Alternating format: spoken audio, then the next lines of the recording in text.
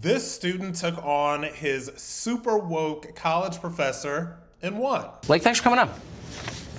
Thanks for having me, Tucker. So I don't know if I was mischaracterizing that. You had this professor called Allison Downey who was so threatened because you disagreed with her that she tried to get you to sign some form apologizing for your unorthodox, non-allowed thoughts. And then what happened?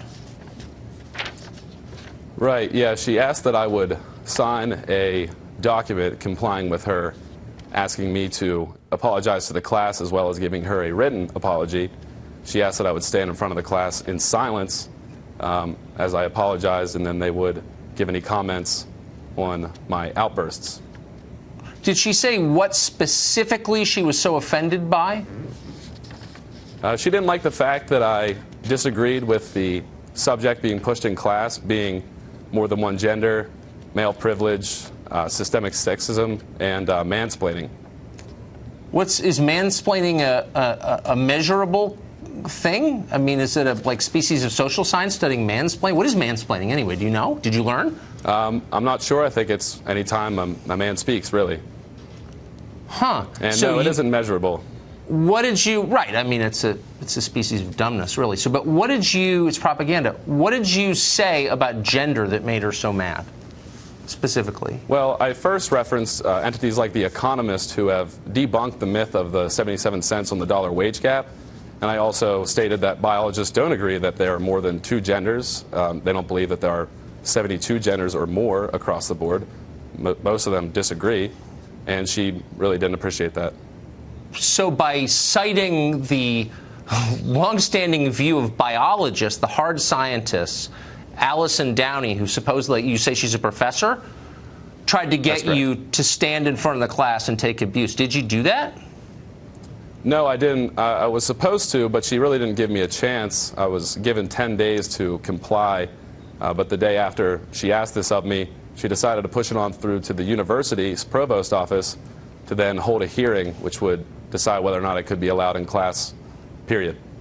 Why do you go to this school? Or why does anybody go to this school or any other school? I mean, what are you getting out of this exactly? All right, so look, we all know that what is going on in the college and university system across the country is completely insane.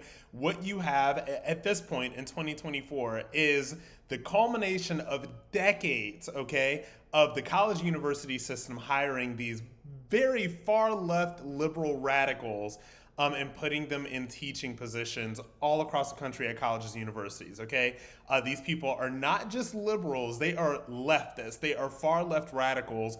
And so they see their job as not to teach kids, not to teach critical thinking, not to teach any of the real sciences or anything that's actually going to be useful in society, but to teach them far left politics like mansplaining, BLM, 800 genders, take your pick at all of the stuff that they're putting together, they're putting forth in these colleges and universities.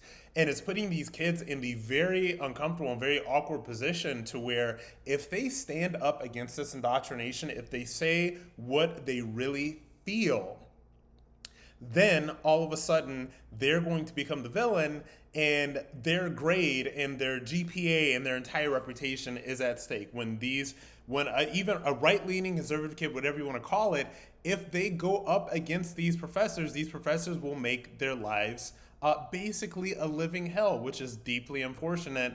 But that is what we're dealing with on these colleges and universities across the country. So thank God that this student was able to stand up against this. But for every story that you see from this one person, there are probably 50 to 100 that you don't.